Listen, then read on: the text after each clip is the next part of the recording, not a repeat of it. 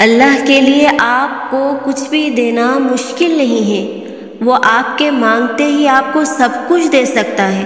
اب سوال آتا ہے کہ اگر ایسا ہے تو پھر وہ ہمیں آزمائش کیوں دیتا ہے؟ تو سنو، آزمائشیں اپنے ساتھ زندگی کے وہ سبق لاتی ہیں جو ہمارے لیے بہت ضروری اور اہم ہوتے ہیں۔ اللہ ہمیں آزماتا ہے تاکہ وہ ہمیں زندگی کے ان رازوں کے بارے میں آگاہ کر سکے جن سے لا علمی ہمارے لیے نقصان بن سکتی ہے۔ اور بس اتنا ہی نہیں ہے، بلکہ آزمائشیں ہی ہے جو ہمارے رب کے سامنے ہمارے مقام کو بلند بھی کرتی ہے۔ ہم جتنی زیادہ مشکلات اور آزمائشوں سے گزرتے ہیں، ہمارے رب کے سامنے ہمارا مقام اتنا زیادہ بلند ہو جاتا ہے۔ اور یہ زیادہ اہم ہے، ہمارا راضی ہونا اہم نہیں بلکہ ہمارے رب کا ہم سے راضی ہونا بہت اہم ہے۔ اور ہم یہ کہتے ہیں کہ اللہ تو ہم سے 70 ماؤں سے زیادہ پیار کرتا ہے نا، تو وہ ہمیں آزمائش ہی کیوں دیتا ہے؟ اور ہم کہتے ہیں کہ اللہ تو جانتا ہے کہ ہمیں کس چیز کی خواہش ہے، تو انتظار ہی کیوں کرواتا ہے، بن مانگے کیوں عطا نہیں کرتا؟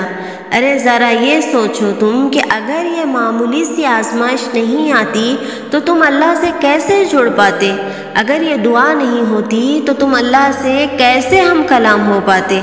اللہ پاک مختلف ذریعوں سے آزماتے ہیں، کبھی لے کر آزماتے ہیں تو کبھی دے کر آزماتے ہیں، لیکن یہ بات یاد رکھیے گا کہ اللہ آزماتے بھی انہی کو ہیں جن کو وہ اپنے قرب سے نوازنا چاہتا ہے۔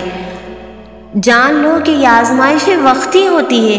جتنی جلدی آزمائش سے تم مایوس ہونے کے بجائے اپنے رب سے لو لگا لو گے نا، اتنی جلدی آزمائش سے تم دستبردار بھی ہو جاؤ گے۔ اور ہمارے ہزاروں مسائل کا ایک حل ہے، وہ ہے توکل۔ اور جہاں توکل ہونا وہاں شکوے نہیں ہوتے، اور جہاں توکل ہو وہاں دل کبھی بے سکون نہیں ہوتا۔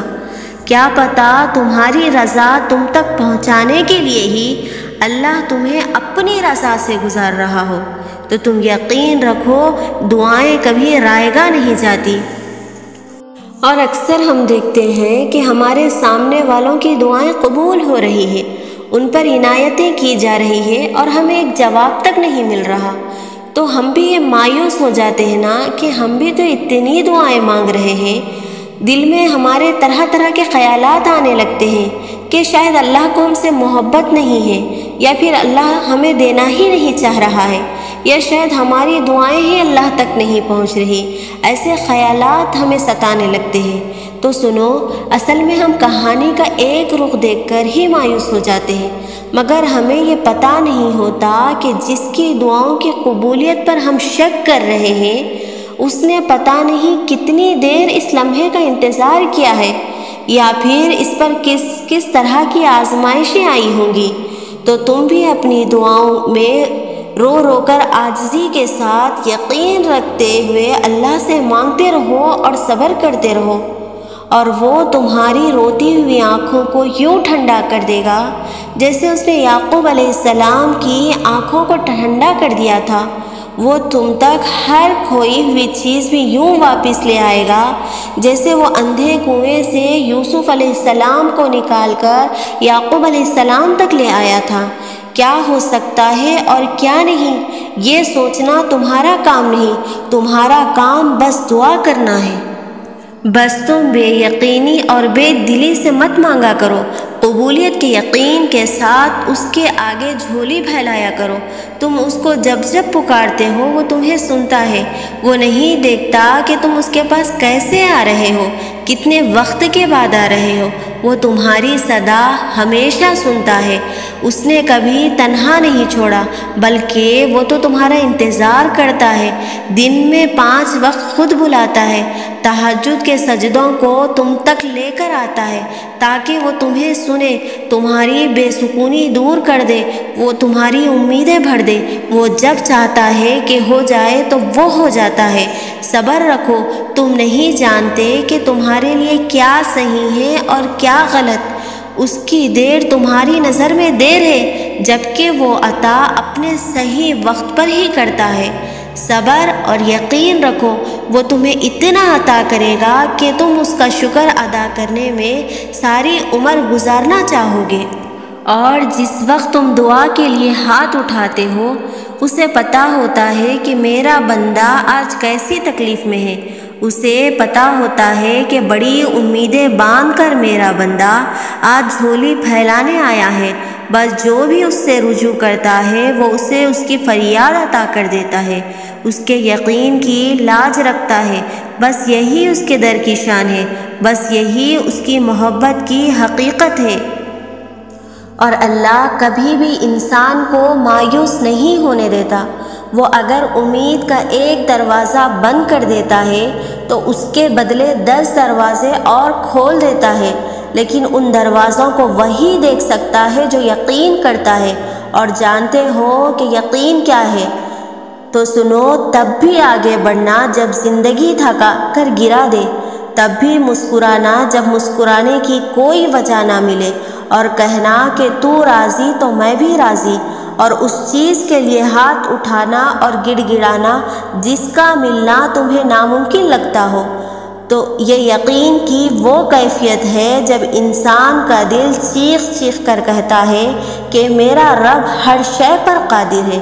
اور جب انسان یہ یقین کر لیتا ہے تو کیسے ہو سکتا ہے کہ پھر وہ 2 جہاں کا بادشاہ اسے اپنی طاقت کے جلووں سے محروم رکھے؟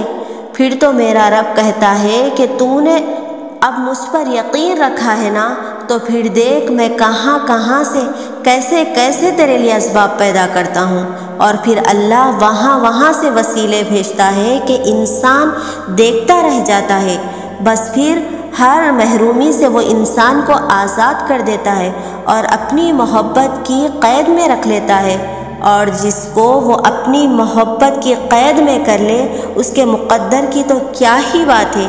اور جب وہ معجزہ کرنے پر آتا ہے تو مجال ہے کسی چیز کی جو رکاوٹ بنے۔ ہمارا رب تاقراتوں میں جلتا ہوا وہ چراغ ہے جس کے نور سے 2 جہاں مہکتے ہیں۔ اور کتنی حیرت انگیز بات ہے کہ قرآن میں ایک بھی نا امیدی کی کہانی نہیں ہے۔ حضرت یعقوب علیہ السلام برسوں روتے رہے اور اپنی بینائی کھو بیٹھے، لیکن آخر کار ان کو اپنے بیٹے کے ساتھ ساتھ بینائی بھی مل گئی۔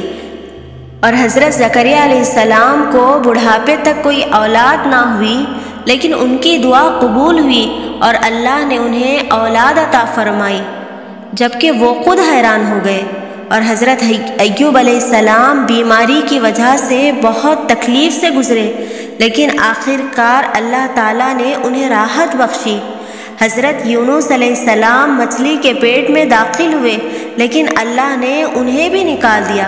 غور کرنے کی بات یہ ہے کہ اللہ نے ان سب کو دنیا میں راحت بخشی اور آخرت کی زندگی ان کے لیے اعلیٰ ترین ہے۔ یاد رکھیں کہ جو اللہ کو غم میں اپنا ساتھی بنا لے اس کا انجام کبھی بھی برا نہیں ہو سکتا۔